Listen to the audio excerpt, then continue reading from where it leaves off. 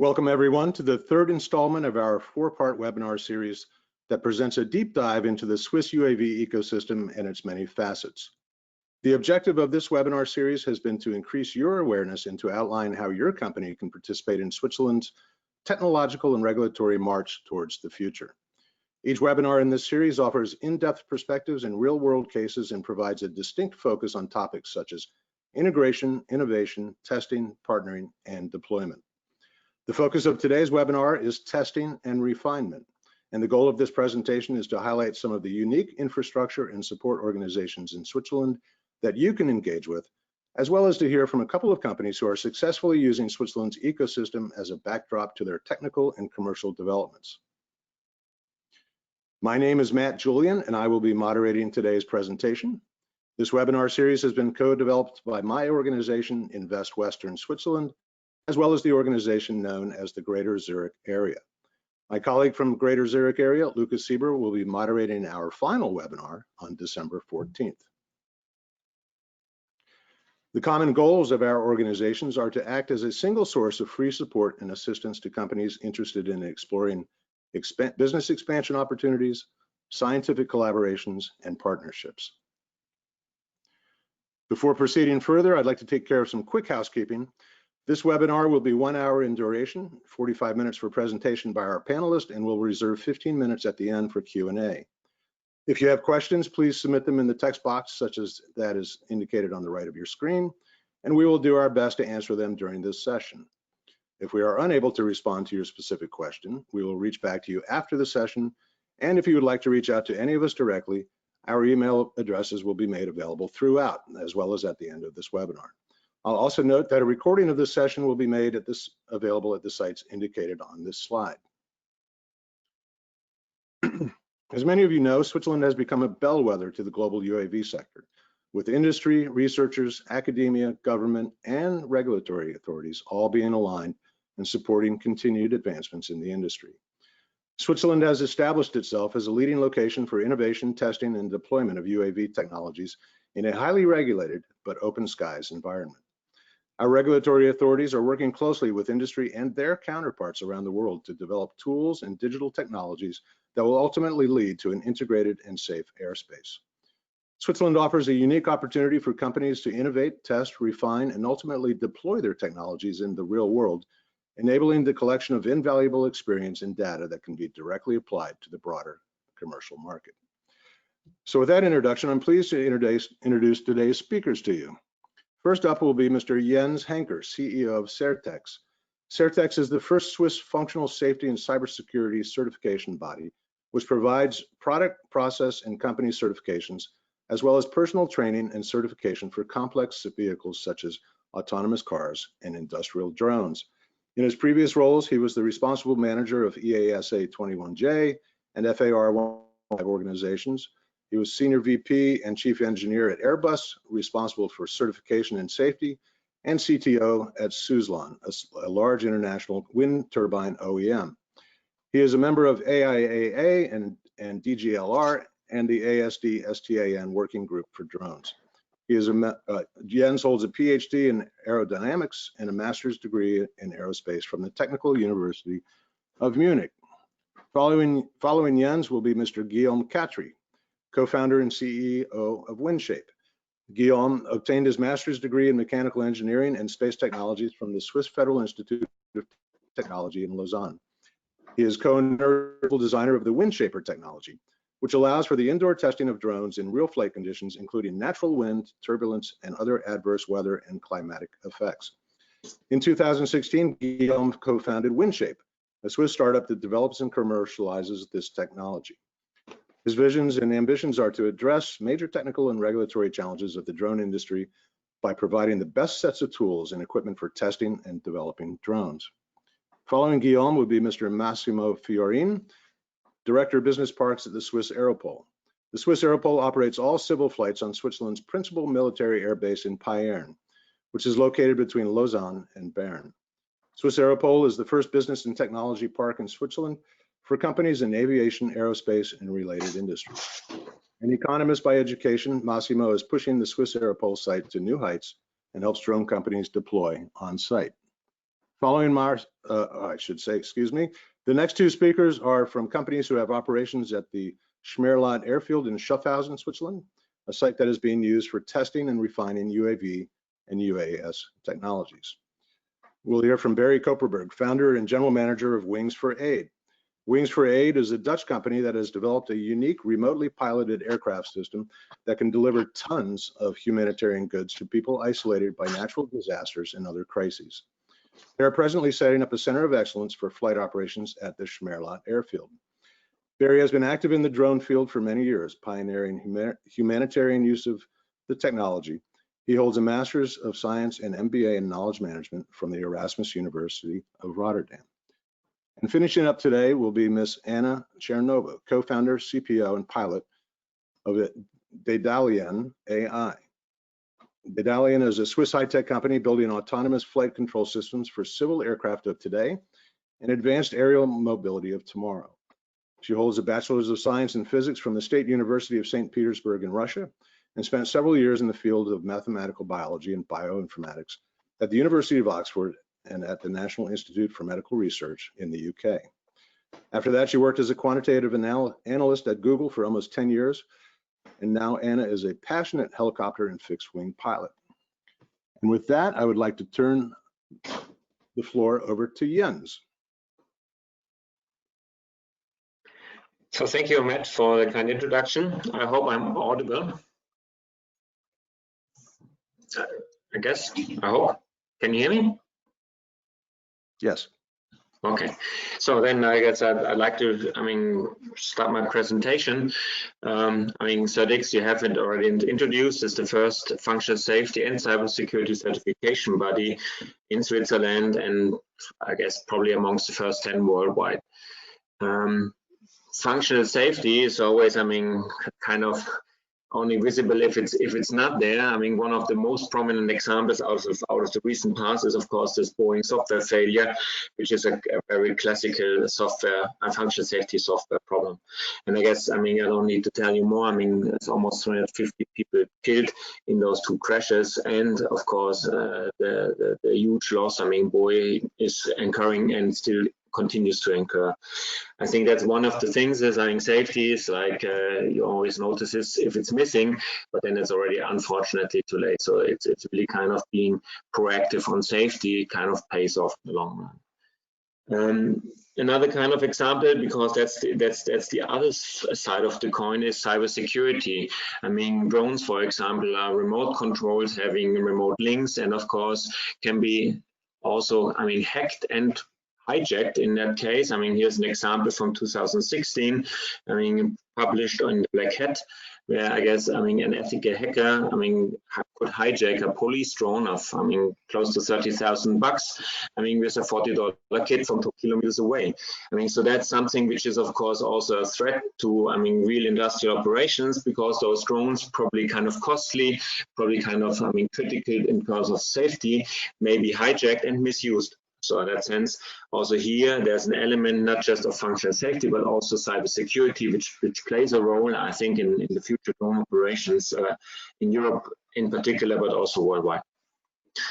And of course, there's already legislation ongoing in Europe, to make those certifications and reviews of cybersecurity kind of mandatory for critical systems, all over Europe, including Switzerland. A short word to us. We are the first Swiss certification body. I mentioned that already. We have been accredited by the Swiss Accreditation Service, which is a public administration body. Connected to the Secretary of Trade. We are, have a clear DNA in functional safety and cybersecurity. I think with a Swiss focus on quality and, of course, pragmatism. what distinguishes us from probably others, I mean, we co-write the standards for the future automated systems. I mean, there is in cars, I mean, the future AI systems coming. There is for general industrial applications, AI standards coming, cybersecurity standards for automotive, and many more. And since in Switzerland, we are the only ones, we are typically representing Switzerland in those bodies, I mean, which are, I mean, defining the future standards for those aspects. And I think, I mean, Switzerland, Matt said it, I mean, has a large ecosystem of innovations. And of course, we are happy to serve this community with pragmatic approaches, because the problem always is innovations are ahead of the state of the art by 2 to 3 years at minimum. I guess the standards represent the state of the art. Nevertheless, sometimes they need to be kind of measured against those standards, because you simply have to fulfill legal requirements, and that kind of is always difficult, I mean, if you don't know what to do. Hence, we have a little bit the ability to look into the future, since we co-author, I mean, those future standards, and that gives us the unique ability probably to handle innovations better than probably most of the others. We work not just in drones, I mean, we have machinery, I mean, robotics in the industry 4.0. We have a large focus also on automotive, autonomous mobility, but also drones, and of course, railway. At the end of the day, it connects basically functional safety of electronic controls with cybersecurity in autonomous system, and it's almost irrelevant if it is on a road or if it's in the air or if it's on a rail. I mean, the techniques and the expertise and the problems are kind of always very similar. Matt mentioned it, I guess a short word. I mean, we do training and certifications according to those standards for engineers, because that's typically the first place to start. I mean, if you want to have a safe or a secure product, I mean, you need to know how the standard works. And here we can educate and do educate a lot of engineers in functional safety and cybersecurity. I think in automotive, we are the worldwide leaders in that domain. I mean, we do also an inspection of products. I mean, this is one-time reviews of certain aspects for a product, be it safety, be it security. And then, of course, we do certifications of products. I mean, you get all the stamps, blows, and whistles. I mean, to be able to sell your product with the certification, you probably have to have. And then, of course, I mean, the next level, I mean, the whole organization is targeted towards safety or security. And then, of course, you also go and look about, I mean, how you're going to implement and how you're going to, I mean, live those processes and provide a certification if required. So in that sense, we have really kind of a whole suite of services around safety and security, not just for drones, but I mean, in all the domains I just mentioned. Because I mean, then flipping over to drones and deep diving a little bit on the regulation of drones and what's the future and probably what are the open points, I guess I'd like to, I mean, share with you, I guess as public, is really kind of this in the EU, in the EASA world. I mean, there are coming 3 categories, which is open, specific, certified. The implementation is, I mean, 20 days from now. I mean, 1st of Jan, 21, I mean, will become into force, where you have those 3 kind of categories implemented. And then, of course, everybody needs to align to that, I mean, mandatorily. And of course, you have, I call it the open category, which has, I mean, relatively small drones and very importantly, always visual line of sight. I mean, EE, you have only, I mean, there's a very limited scenario for beyond line of sight operation, but you still need to have observers to, I mean, observe the sky, even where the drone is flying. You have a system of zones which you, of course, oblige, and you are not allowed to fly over crowds. You need to have a certain competence, and of course, there are certain subcategories in this. And what's required, you need to have a CE marking for the drone. And I think what the CE marking is all about, there will be a standard coming up where I'm part of that committee as well. It's called EN 4709. I mean, the voting is will close in February, so it will become in force probably very early next year. And if you comply with that standard, you can of course self-declare your CE conformity and of course sell the drone. But without the CE marking, you'll not be able, I mean, to sell, and you'll not be able to operate any drones. Having said this, it's I mean, I call it, I mean, this without disrespect, I mean, it's a hobby kind of category. I think all the very important industrial aspects would lie into the what we call the specific category, where you have an increased risk, which you have, I mean, beyond the visual line of sight operation. And you have, of course, an operational concept with an approved operator with some privileges. And you need to get that privileges by the authorization of the national airworthiness. So it always sits that approval for operation on the national airworthiness. So there is no European approval on a specific operational risk assessment. And what that specific operational risk assessment is all about, I'll share in a slide later. And of course, then you call it what we call the taxi drones, the manned carrying drones, which have a regulatory similar to the manned aircraft, which have then a certified aircraft, a certified operator like pilot license, you have to have certified maintenance, and you have to have, I mean, different kinds of operations around this one, which needs qualification, demonstration of qualification, more close to, I call it the classical aviation world. Having said this, today, there is not yet a firm certification specification out there for those autonomous flight flight systems. I mean, for flight controls, for data links, sense and avoid, and other stuff. Having said this, in the meantime, until this gets out and will be kind of published, it takes 2 to 3 years at least minimum from here on. I think they will accept certain propositions to use existing, call it industrial standards, like for automotive, like for cybersecurity, which are out there yet. And of course, that needs to be discussed with the authorities on a case-by-case basis. So this is basically the drone world into 3 categories from 1st Jan onwards. In this one, I guess I have kind of already shared this a bit. I mean, you have basically, I mean, the legislative, I mean, frame around this one is this delegating act for, I mean, from 2019, 945, if you ever remember this, which defines the technical requirements for these open categories.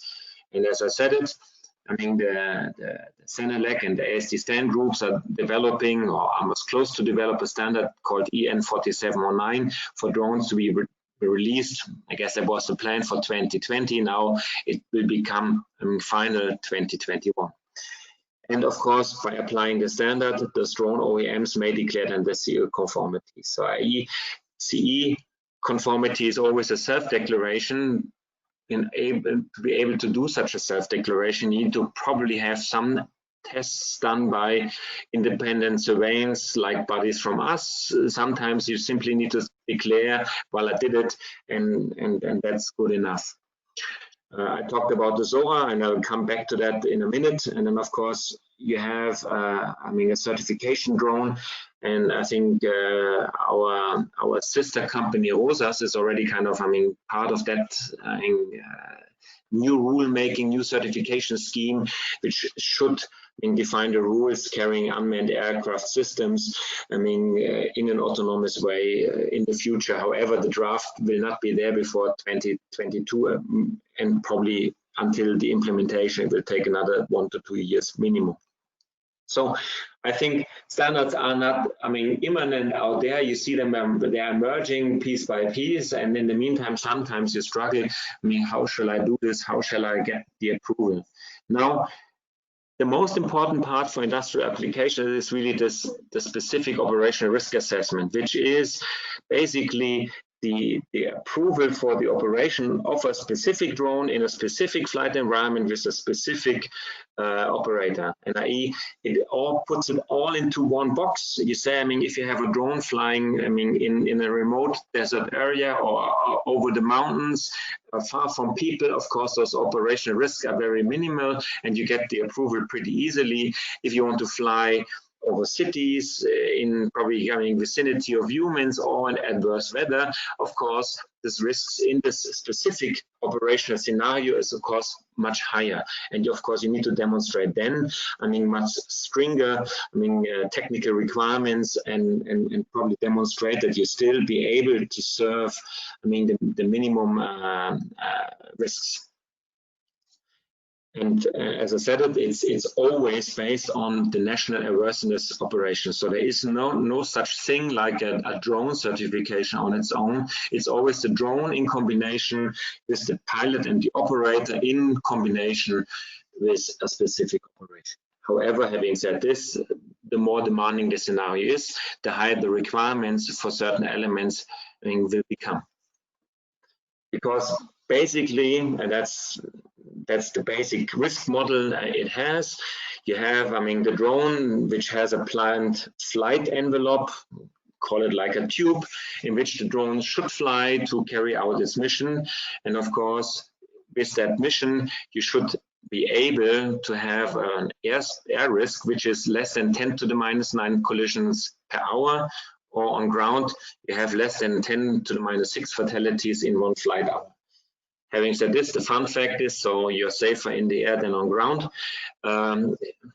which is of course not totally true, because the assumption is that if you hit an aircraft in the air, you have not just one death but several, and that explains basically that the risk for loss of life is in the air and on ground the same. Having said this, the moment your drone leaves your planned flight tube for I don't know, probably a kind of a misbehavior on sensors, or probably for adverse weather conditions, or because it has to avoid a certain obstacle. Of course, you need to demonstrate that you have a contingency procedure, meaning that you still remain into your containment area. And then, of course, in the next steps, if you use even that contingency area or containment area, you need to execute, or you need to be able to run emergency procedures, i.e. a flight abort from the drone in a safe manner. And I guess it's basically that you need to demonstrate the integrity, i.e. the safety gain, plus the assurance, which is actually the proof that you are able to do this. And this is, of course, pretty easy in a remote area, over water, over deserts, over mountains. It is, of course, very hard to do inside cities, because, physically your space gets more confined. You're not so easy to be able, to demonstrate that your drone is able, to contain inside that flight path without, aborting the flight prematurely. And of course, so the technical requirements for the drones in itself, is of course increasing. And of course, with this increasing need, of course, you need to demonstrate more integrity, and you need to also show the assurance, i.e. the proof. And I think probably this whole session is around, how do you show proof that your drone is actually be able to contain in that area? And that's of course where I guess bodies like us kick in, but also probably WindShape and others can help you in order to show that proof in a possible operational scenario vis-a-vis the national airworthiness offices. So that's the basic principle of having drone operations approved. I call it in all, I guess, usual industrial scenarios, in a beyond visual line of sight operation, probably with drones which are not I guess not that light, i.e. a little bit heavier than I call it the toy drones. Then, of course, we talked about, what happens if you do the flight abort. And then, of course, the very usual way of doing this is, of course, a parachute. So I think all the industrial drones will have to have, at the end of the day, a parachute on board. One of the standards here, I guess, is the ATS-M F3322, which defines basically the principles, the design principle, and the test cases which you need to perform in order to be able to, have, I call it a certified or an approved, drone parachute. This is always the combination of the parachute, of course, together with the drone, because at the end of the day, specific masses, specific geometry might lead to certain specific conditions, that the parachute, deploys correctly and brings the drone safely to land. That's at least one of the elements you need to have as well, and it's I think for most of the industrial applications very much required. So Then of course I talked about all the safety part. Let's focus also a bit on security, because that's a little bit different approach to things, because cybersecurity has a lot to do also with processes, and nevertheless it's still important. I guess here's just one of the examples. I mean, you can see in some public newspapers, I mean, a way of how to hack a drone and how to actually hijack it, or you can see even, I mean, refusals of operations, maybe a little bit politically biased, but nevertheless, I mean, for cybersecurity reasons in the US, for example, because, I mean, they could not ensure cybersecurity for this drone operation. So in that sense, I mean, to demonstrate that cybersecurity will become mandatory for future applications, that's for sure. So in that sense, it's quick enough, I mean, to get it done. So, and that cybersecurity is not just call it data loss, i.e. meaning I steal your password, I steal your credit card number, I'll steal whatever data. Here we're talking really about operational cybersecurity, which controls physical things, for example, a drone, which can be then misused for, I mean, in the worst case, terrorist attacks. And of course, this cybersecurity basically has 3 layers, and that starts basically from the product itself. I mean, that the product is developed with a security life cycle, including the security requirements. It moves on to the system integrator. You integrate the controller together with the drone, together with the link, the communications link into our overall system. Meaning you have probably several secure developed products combined into one system, and then of course the asset owner operates the whole thing, i.e. the drone, in a certain operational environment, and then of course he needs to respect certain aspects as well. Of course the roles can be mixed, and of course they're not so black and white separated, but I mean it defines basically 3 basic roles, I mean, or to comply with security, and I think that's, I mean, everybody should get his head around this one to be prepared for the future. And yeah. I think all. Sorry, Jens. This is Matt. I'm just watching the clock here, so we might want. I'm almost done. Okay. Because here's my second to last slide. This is basically where I guess CertX can assist, I mean, or drone operators or drone OEMs or subsystem suppliers, I mean, to be able to support on certain levels this technical compliance, to certify systems according to cybersecurity and functional safety, or to support supplier selections and applications for approval for SORA. Then of course, that's my end slide. I think we are really kind of unbiased. We're independent. That's accredited certification body. We have a safety and a security focused and a very particular unique skill sets, I mean, for functional safety and cybersecurity. And of course, whatever you share with us remains with us. We have really absolute confidentiality. And we always call it, we read down the checklist via security co-pilot in order to be able to be safe and secure. So that's it.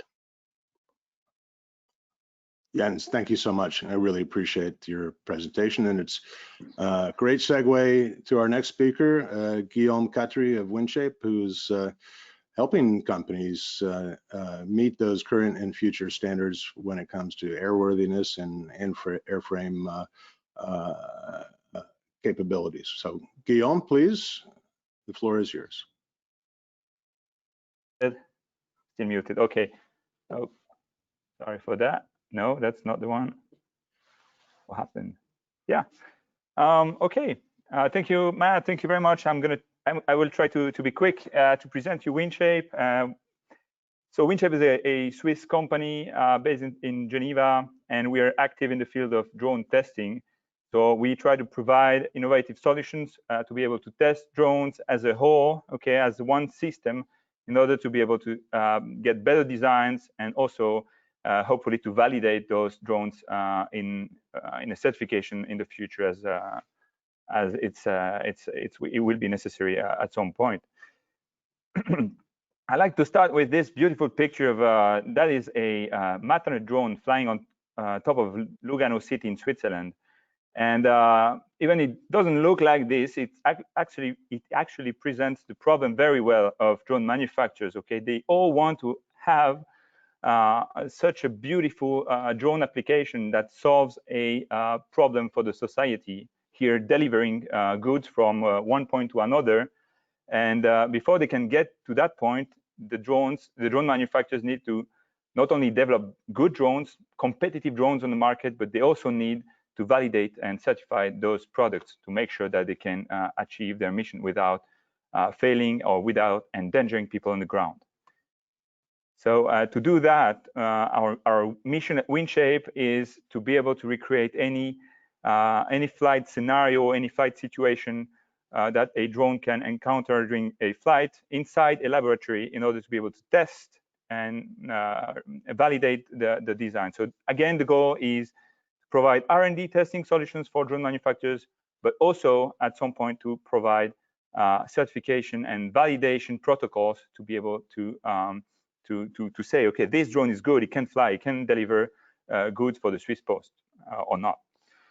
Okay, in 2017, we invented the WindShaper. That's the black screen that we see in the background there. It's actually a wall that comprises 1,300 small fans.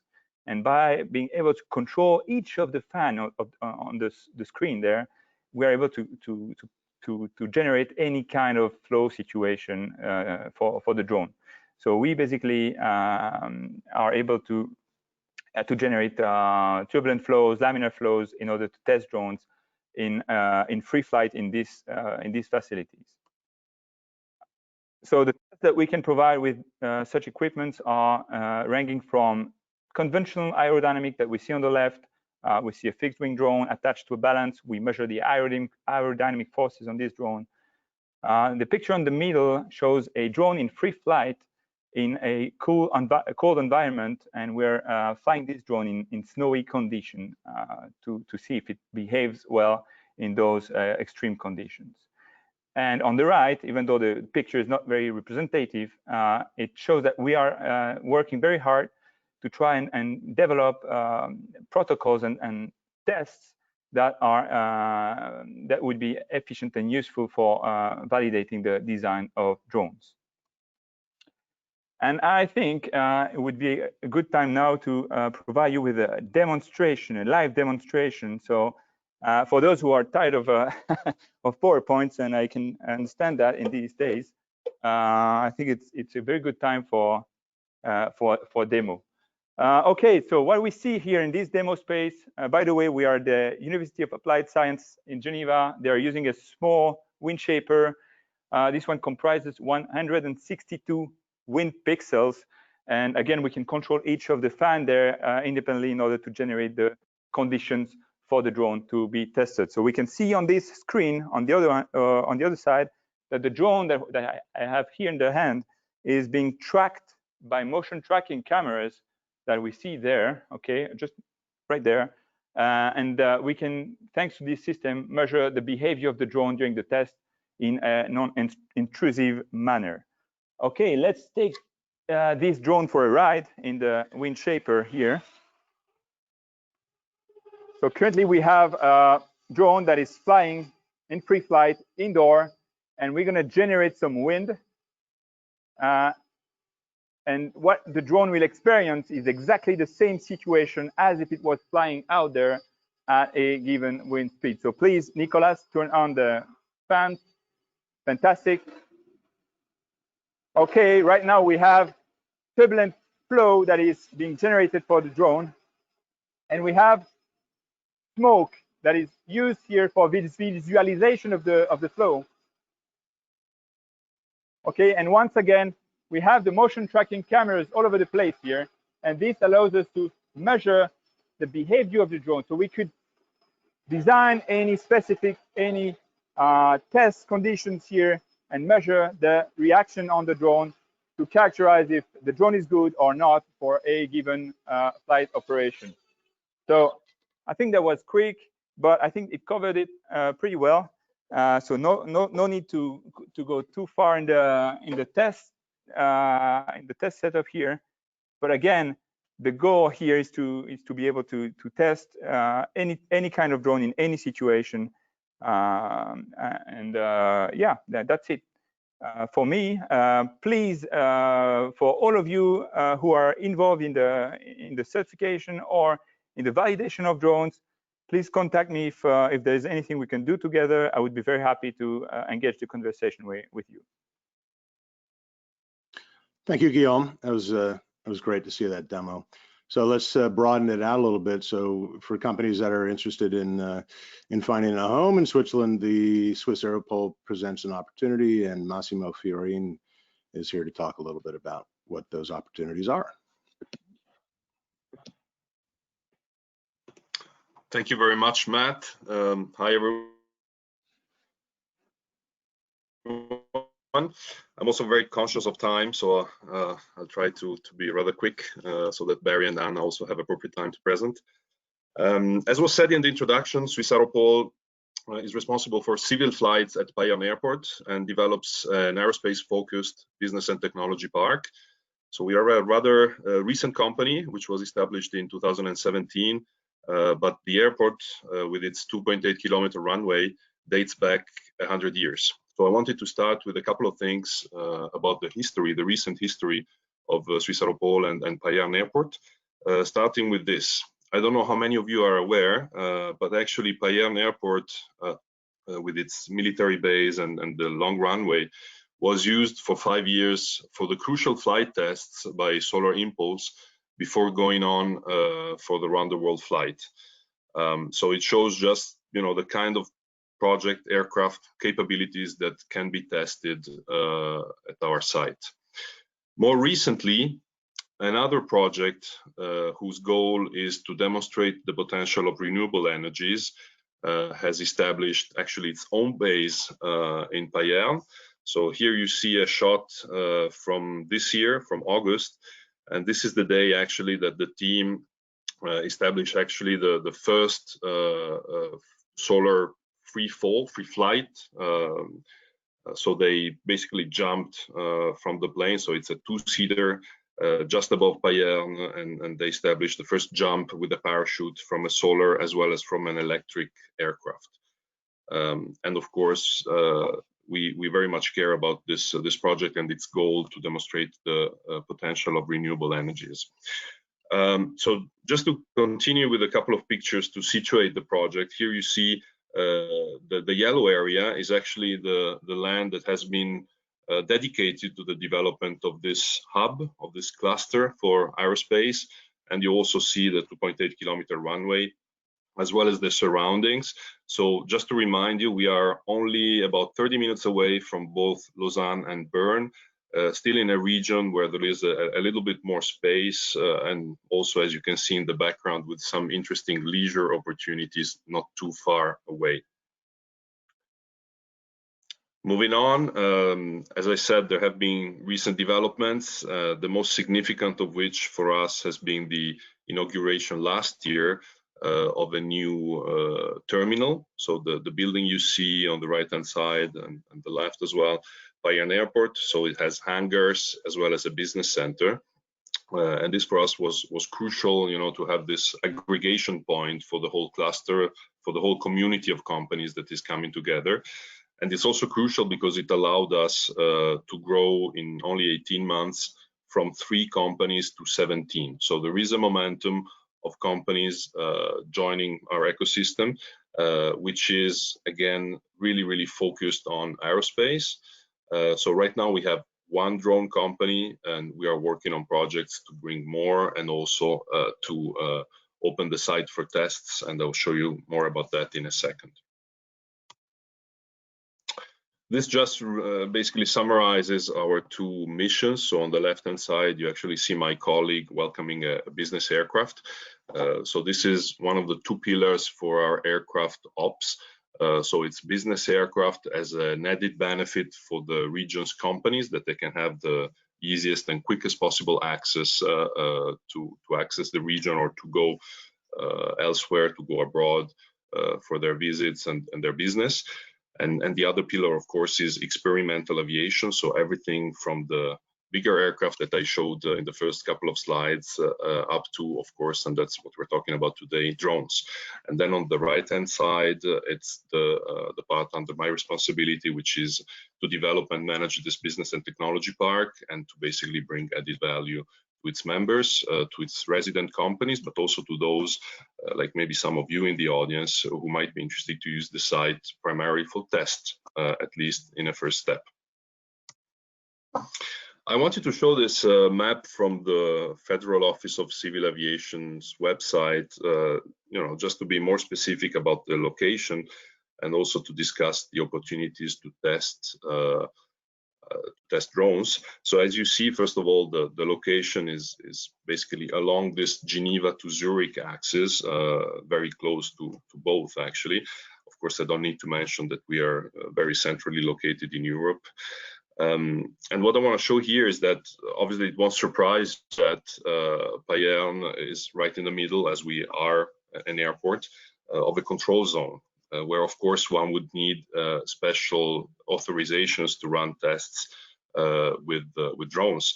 And of course, as the same runway is used by the Swiss military as the main Air Force base, there are certain requirements and rules that one has to respect. So I would say that the controlled airspace, which is centered around the runway, is really ideal for testing either larger drones or drones that adhere to some requirements, quality standards, procedures, and so on, where you also see a value, an added benefit of operating in a controlled airspace environment. And then, of course, you may say, but if I'm developing a drone and I just want to test it outside for a while, what do I do? I need something more flexible than having to go through an authorization or working together with the military to get a certain slot and so on. And of course, we understand that. And actually, with the company that's already established at Swiss Aeropole, so it's a drone training company, Vertical Master. So they teach flight, but of course mainly applications. So all the applications that are viable today, like industrial inspection, precision agriculture, spraying, and so on. So we have made available a site which is just outside the control zone, which allows them to go with their students, with the people who follow their courses, to fly in a much more flexible way. So I'd say to run a test, you need really to choose the scenario that's best suited to your application, either in a very strict aviation environment with all its maybe disadvantages for some situations, but also added value if you then, for example, want to certify a drone, and a much more, let's say, free space for preliminary tests or development or anything that is much easier from a procedural point of view. And anyway, we are there to help in both these scenarios. And we are working now with a couple of drone delivery companies to make it possible to operate, test, but also in the future operate as a hub. All right, so to sum it up, and this is my last slide, a few points I wanted to mention, and of course you can ask questions or get back to me anytime. So why Swiss Aeropole Payerne Airport? First of all, space to develop and grow your company now and in the future. And I stress the now and in the future, meaning that we have space to welcome people in an office, but also on a big piece of land. So if you manage to grow your company beyond your wildest dreams, then you know that there will be space and you won't have to move 2 or 3 times. Quick and easy access to both the Lausanne and Zurich area, as well as Geneva, of course, and other places within Europe where you have a lot of innovation going on in drones. It's a region with a great quality of life and a more reasonable cost of living than some of the bigger cities in Switzerland, which are known for their high costs. There is a talented and diverse workforce, also local research and training institutions that, by the way, for example, participate in the Solar Stratos project right now. The growing community of aerospace companies, which I mentioned, and the growing trend that we are experiencing, and then of course support, with whatever matters. Testing was a little bit heavy on that because that's a subject for today, but also of course all the procedure to get the business established and so on, depending of course on the company's individual needs. The list is not exhaustive. Obviously, I didn't include some of the, let's say, benefits of a a Swiss-based project in general, but those are the ones that are more specific to aviation and of course to our location. That being said, thank you very much for listening. I look forward to engaging some more later, and thanks, Matt, for the moderation and for the invite to speak. And yeah, I guess to the next. Thanks. Thanks very much, Massimo. Thank you. And on the similar theme, we'll move to another part of the country in Schaffhausen, where the Schmerlat airfield is, and the next two speakers have activities in Schmerlat. So I'd like to turn the floor over to Barry Koperberg with Wings for Aid. Thank you, Matt, for the introduction, and thank you, Massimo, for outlining Pioneer. That can be interesting for us to grow as well. Let me take you a couple of minutes and take you through the ambition of Wings for Aid. This beautiful picture from the Schaffhausen area from above. Sometimes these pictures are not so beautiful. We are Wings for Aid is a European initiative to bridge the last 250 kilometers to people in need worldwide, and we use drone technology for it. Well, sometimes the picture is not so beautiful, and what you can see is that humanitarian organizations worldwide, like UN and Red Cross, have big difficulties to reach people in need because the last 250 kilometers is very difficult to bridge for them, even with existing airlift capacity. Think of Haiti, South Sudan, Nepal, Philippines. We all see this in the news. Sometimes it gets a little bit closer, like last time in France, where even people had to carry bags into the disaster-hit areas. We went to Switzerland to validate this in the beginning. We are a Dutch initiative from the Netherlands growing into a European network. And one of the reasons why we are in Switzerland, because you have a humanitarian legacy to begin with ICRC headquartered there. We pitched the idea a couple of years ago, and they said, well, this is really something we would need to have.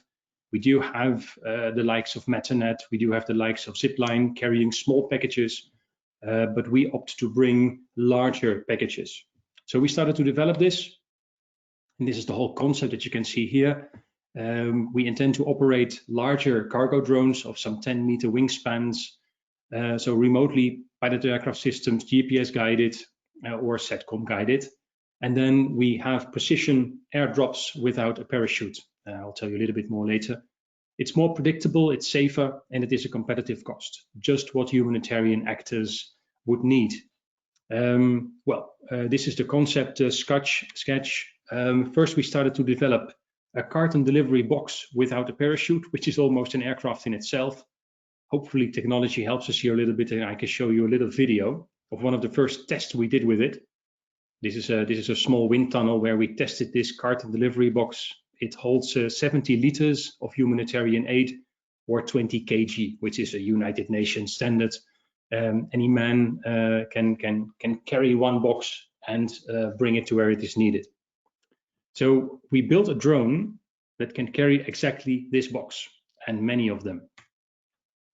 First, we bought a MAN aircraft not so far away from Switzerland, in Slovenia, at the Pipistrel factory, and we equipped it with big pods, one on each wing, to test the whole concept of these floating boxes, and it was rather successful. We can drop raw eggs from 100 meters safely without the use of a parachute. And this is the whole program that we run before we started to build the drone itself. We went to Curacao in January, test driving the system. I have a small video for you where you can actually see the drop. So you can see that we fold these boxes beforehand, place them, plan the whole route, and eventually fill them up with stuff that people need. So this is 70 liters of volume, and we fly to the destination area, and here you see the box drops from 100 meters. The box have their own air brakes, so that they always hit with the bottom first. It features a crumple zone, hence the eggs will stay intact, or edible oil, or whatever we put into it. So we see it as a big addition to the humanitarian supply system, and so does the United Nations. Now, this is the prototype of the drone that we have built. So a larger cargo drone. remotely piloted and so on. It has 2 doors, one to the left, one to the right. It's here in the factory in Slovenia. And now the bridge to why we are in Switzerland, it needs to be tested according to the highest standards. And also we need good terrain to test it. And Massimo already said the mountains are good for leisure, true, but the mountains are also good for testing. So we needed a country with a knowledgeable authority, with experience in SORA, and also the appropriate terrain, and then the humanitarian legacy, and ended up in Switzerland. So this is Schaffhausen, where we have set up our mobile shelter. Here you see our manned aircraft landing, and hopefully we will be starting the test with the Airbus very soon. It'll be a center of excellence where we will have test activities, including the maiden flight of our Mark I aircraft. It has never flown before, and we see Switzerland as the perfect place to fly it first. There will be training activities for pilots and also ground crews, because we have drop zones and operating zones and what have you. And ultimately, it will develop into our home base for flight operations. So the fleet and equipment will be positioned around the world because of our response time, but the home base for flight operations we intend to have in Switzerland, and we feel very welcome to do so and experience a lot of professionalism in this whole ecosystem. So this is really our mission for instance, when we take 4 of these units, we can deliver a ton of goods a day within a 250-kilometer radius, which is 10,000 meals or many vaccines or liters of water, and even UN shelter kits. So the impact of this system is fantastic, and we really see it as a fantastic use of this new technology. So this is me carrying one big box containing 200 meals, and it's only one box, and one aircraft can carry 8 of them. We are an ecosystem in itself, involving many universities, and looking forward to grow this network with Swiss companies. So that's it for me. Thank you for listening in, and best regards from our team that you see here, and see you in Schaffhausen. Thank you. Thank you, Barry. And I think without any additional introduction required, we can ask Anna to take the floor. She's also making use of the Schmerlat field, and we'll be happy to tell you about what they're doing there. Excellent. Thank you, Ahmed. Let me do the presentation of my few slides, which we have. So we are a little bit of an outlier in the group because our target market, target customers are the manned aircraft of the today and tomorrow. But of course, we hope to be also useful for people like Wings for Aid, because what we are trying to achieve is to be in all the aircraft, not necessarily to manufacture aircraft ourselves, and provide the eyes and brain of a pilot to any of the aircraft. We started the company in 2016 in Zurich. We are super pleased with our collaborations with several aviation and avionics companies in Switzerland, and the airfield of the Schmerlat is definitely one of those. So even though we have to focus on the big aircraft, Part 23, Part 25, 27, 29, we still do majority of our testing on drones. And that's a prerequisite for any type of our software which flies later in the actual aircraft. So we have quite a lot of pilots who are not only drone pilots, but also fly helicopters and planes themselves. And the reason why we exist is basically coming from the fact that the current general aviation, the current business aviation, charter aviation is not as safe as it can be. Definitely, there are some improvement for the small aircraft of the today. There is the capacity problem, especially if we are talking about the new aircraft coming up, and especially if all the new urban mobility is also going to happen. So you cannot actually afford for a pilot to occupy something like 1/2 or 1/5 of your payload. You need to be smarter if you want the whole economics to work. So what we are doing while we focus on the software, we have partners with whom we are developing the cameras and the computers which can actually go through the certification required for the hardware and systems for the traditional avionics. And as we are doing that, We are super happy that we are lucky to be in the country with interesting terrain and interesting features. So for instance, for our first applications, which are based on vision and are supposed to function as the pilot's eye, we need to have this type of the terrain and weather conditions for flying, because so for the particular 3 applications which we are focusing on at the moment, these years, it's the visual positioning, visual traffic detection, and the safe landing guidance. The next three short videos illustrate some of the aspects of that. So for the visual positioning, the idea is that a pilot can actually fly without GPS. So the cheap helicopters, they actually don't even necessarily have GPS equipped, and you're supposed to do all your maneuvering relative to the terrain and to what you're able to see, obviously in the visual meteorological conditions. So here what we're doing, we are flying on the aircraft. You can see in the middle upper part the legs of the aircraft, and from one single camera which has the fisheye lens, we are able to reconstruct our position. So the red line which is appearing in the middle of the green corridor indicates that our 2-dimensional position, which we compute just from this camera, lies within 32 meters of the GPS position, which is actually pretty good for majority of the cases. The metrics here are also computed in real time and report, for example, that the difference from the GPS, it stays within 10 meters while we are flying at the altitude of about 4,000 feet above the ground level.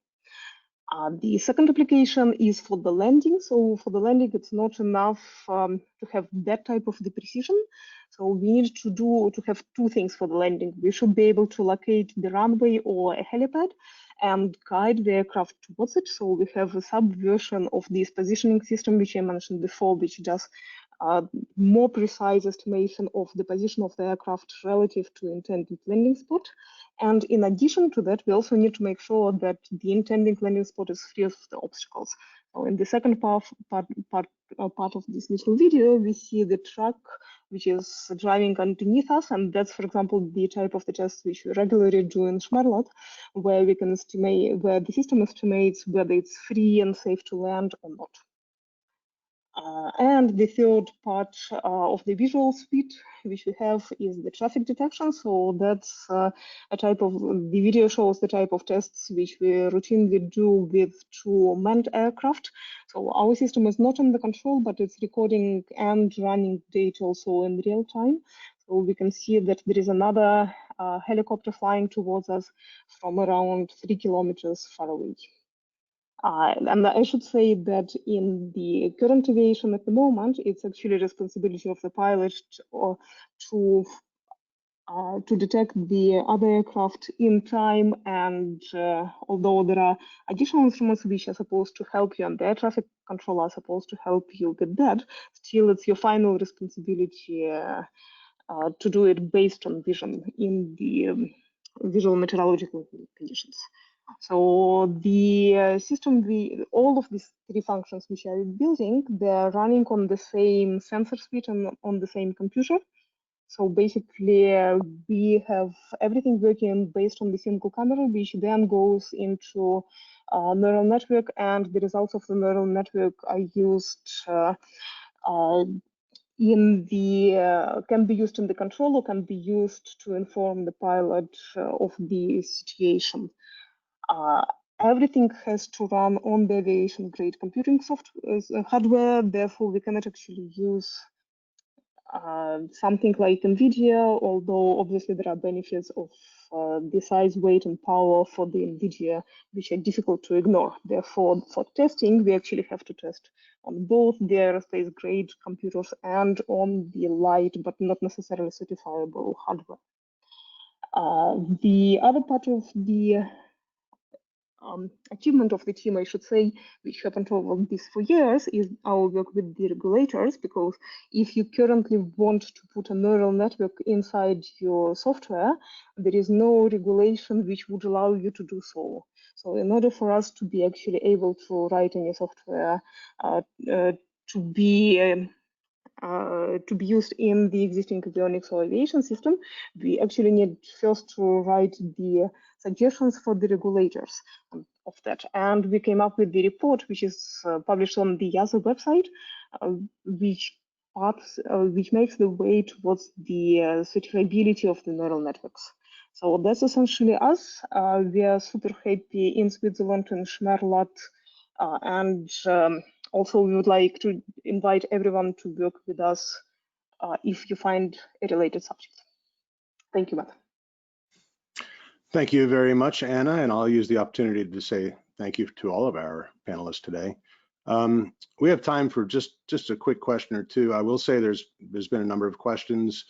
Some of them are rather specific, so we'll just forward those to the proper recipients a little bit later. But let me just ask one general question, and I've distilled it from a number of questions that have come in. So it's probably best answered by the service providers in the field today. So that would be maybe Aeropole, WindShape, CertX, or maybe all three of you. So the question is, there seems to be a number of end-to-end solutions available for drone companies to develop or refine their technology in Switzerland.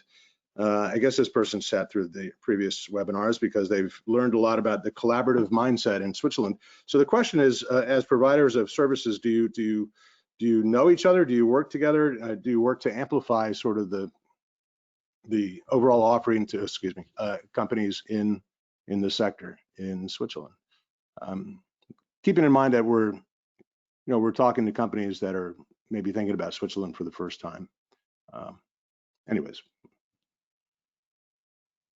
Anyone? Yeah, so maybe I can start, and then I can hand over to Massimo or Jens if they have something to add to that.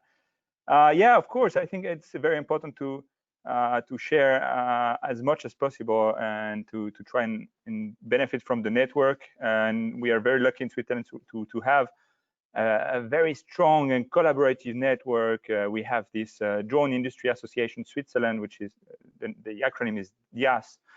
And together we are working very hard to not only make Switzerland a good place, to grow a business. That's one thing, but there is also an ambition for us to be